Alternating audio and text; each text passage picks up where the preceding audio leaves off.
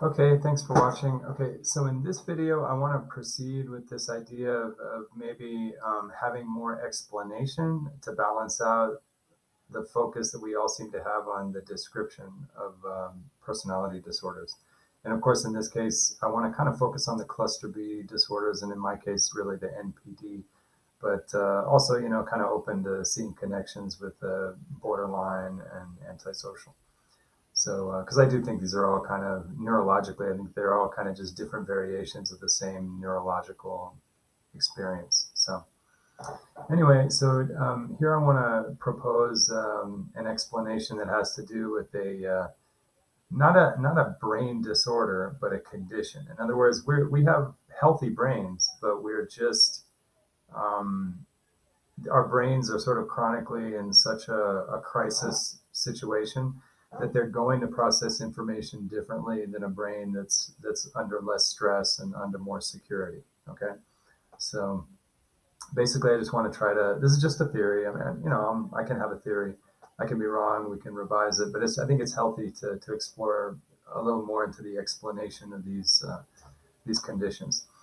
Okay, so in this condition, I want to talk about how I think that NPD could result from an impairment in our ability to process emotional information as a consequence of being too chronically set up in the crisis mentality. Okay, because the crisis mentality is a normal, healthy response to crisis. I mean, that's just we're being normal when we're in crisis, but the problem is that in a crisis mode, we're sort of not processing as much information. We're more focused on solving the problem, and so we don't really have space in our mind at that time to be processing, like, say, incompatible emotional situations or emotional experiences. We're just more focused, and so basically in that mentality, we sort of a little less emotional, more purpose driven. You know, and so that's fine for those few moments when we need it.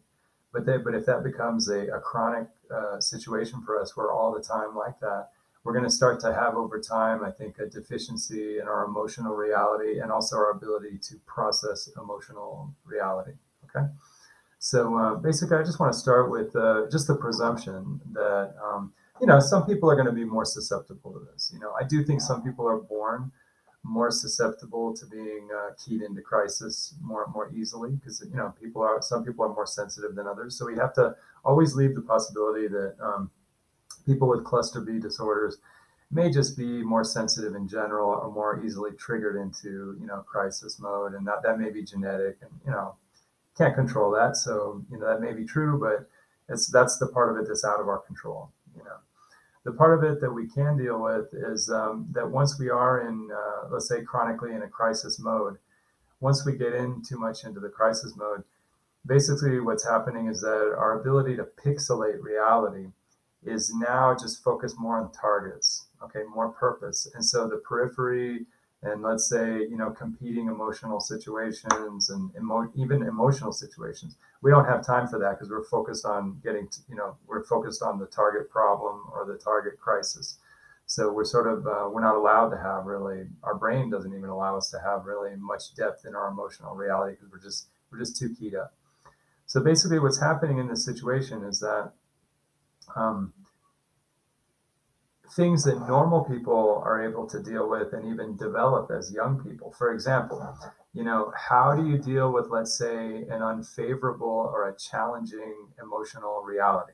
An NPD person, someone with narcissism is probably in a situation where they're just so keyed up in their crisis and their oversped mind, they just don't have time to, let's say, process or deal with. They just kind of skip over dealing with things. But let's say a more healthy person may have a situation where they don't feel attractive, or they don't feel like they're I don't know, like they don't feel like they're included with other young people. Like, say, they feel excluded, or maybe bad news, or maybe they realize they're not the best at something. Just basic challenges. That there's nothing nice about it. It's unpleasant, but they're able to kind of, like, say, process these things.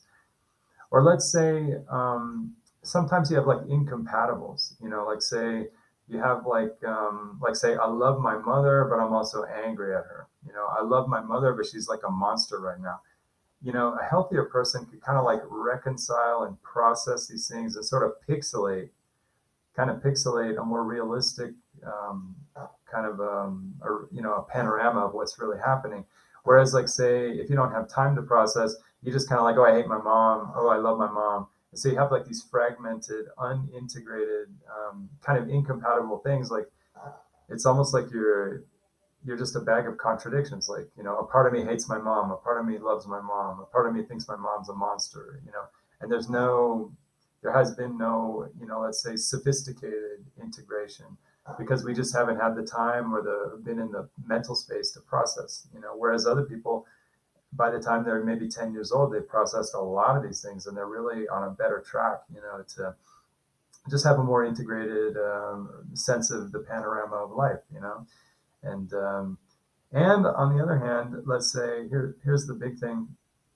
Maybe if you grow up with this lack of processing, this lack of integrating incompatibles and emotional situations, then when you finally get to the point where you can start acquiring real fantasies, okay, and this is an interesting thing too, that humans really, fantasy really is a part of the human experience. And let me see if I can try to organize this because I think fantasy is really important. Because I think for healthy people, fantasy is just part of I call it the plumage of, the human experience, just how we play with our image and how even our society creates image and how we participate in, like, say, the theater of life, you know. So the problem is that fantasy is very alluring and it has a lot of excitement and it really brings out a lot of emotion in us. It's very exciting. It's very thrilling even, because it really is kind of like it's like going into another world, and it's kind of like a utopia, really, And so that if you're not mature in your ability to process emotions, you're probably going to have a more cartoonish way of participating in the fantasy of life. Okay. Where it's just going to show up as it's just not well pixelated, and people are going to perceive like an exaggeration in how we acquire and have our fantasy. So let's go back to the early life of the person with the cluster B. They're not fully pixelating reality. So what they're doing is they're experiencing kind of randomly very incompatible situations like, oh, I hate my dad, I love my dad, or this is a great best friend, or I hate him, because we haven't learned how to integrate how different situations can come up, incompatible situations emotionally, and we just haven't had the time or the mental space or the condition to be able to process and integrate those things into a more pixelated panorama. So we have like a low pixelation, sort of incongruous panorama of really just like incompatible realities, and so that's kind of unstable. But then when we go into, let's say, the world of fantasy, okay, and as far as I'm concerned, human beings naturally, fantasy is part of our human experience. We've always had, since even the early civilization, sort of an alternative reality of, like, say, the gods, or like, say, our mythologies, and it's part of our life to have like a fantastical, supernormal dimension that we participate in through mythology or even through enacting ourselves, like in theater. And I think in society, I think we have developed kind of a utopian theater. For example, we see, like, say, in the suburbs. The suburbs to me are kind of like a fantasy of what it would be like to be a human. We have all these nice houses and these beautiful gardens and nice cars, and everybody's well dressed. And when you see a person with makeup, or they have their fashion, they're really kind of an alternative utopian version of a human. Even the way we like style our hair, or whatever. It's like, and that's totally normal. There's nothing to criticize. That's just what humans do. We just have a dimension of fantasy, and it's kind of like the theater of life. But I think for a lot of people,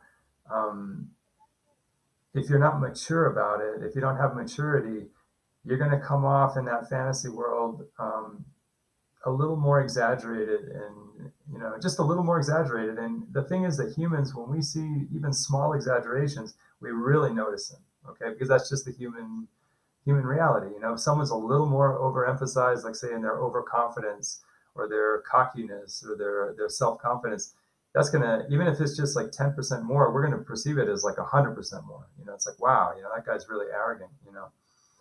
And so also, like, if you can't process incompatibles, you know, like say a person who can process, like say, starting with their mother, starting with their father, oh, I hate him, I love him, they can process that and integrate that to realize it's not really that I hate and love. It's that at some times I feel like this, at other times, and it's more processed. That way, later when that person acquires utopian fantasies, like say, oh, I'm a businessman and I have a nice car and I've got a briefcase and I've got my coat and tie and I'm playing this role. It's like a fantasy role. It's like theater. You know, we play theater in real life.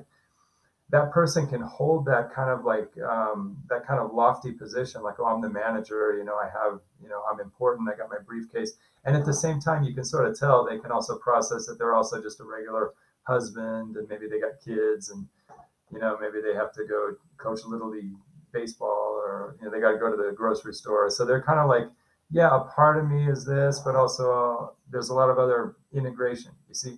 But for a person with the cluster B, we haven't ever learned to integrate, really fully integrate, you know, incompatible things on the same person. So that somehow we kind of get like overemphasized, and like say the part of me being a boss with my briefcase and I'm confident, and it doesn't really register how we're integrating that with the more normal parts of our life, you know, because we just haven't learned to integrate. So our brain just doesn't have the processing capacity to get into a fantasy and reflect our integrated processing, so that we don't seem like say over kind of like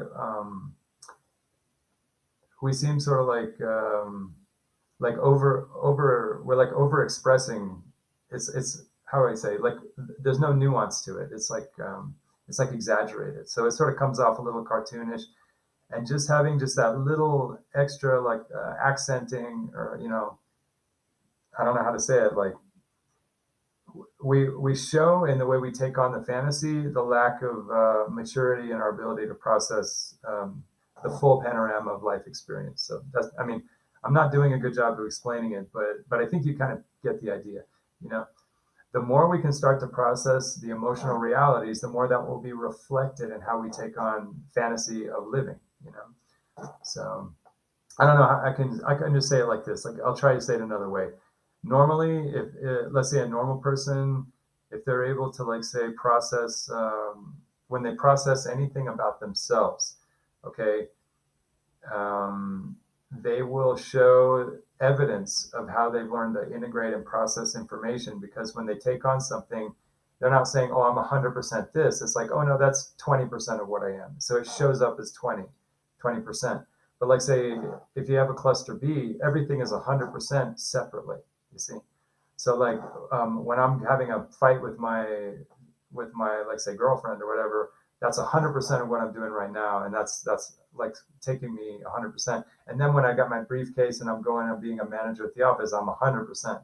So everything's kind of like overexpressed, because we just don't have that pixelation and that processing. So basically, if we're going to look at, you know, like say a path towards trying to develop, like say a recovery from these disorders, you know, whatever, trying to work with trying to get better in life, I think instead of focusing on being less arrogant or being less emotionally unstable, we have to almost like go back to the very basics of our life, and wherever we can find a challenging emotional experience, instead of just being 100% and then just dropping it and then 100%, you know, to the other side, like, oh, I love this person, I hate this person.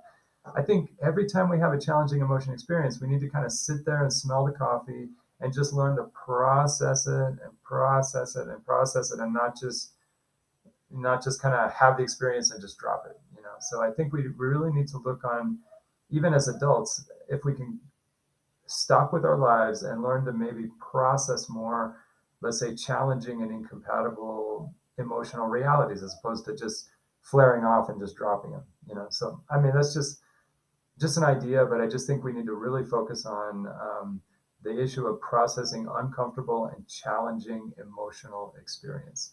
Thanks a lot, and I'll keep making videos just to try to explain this.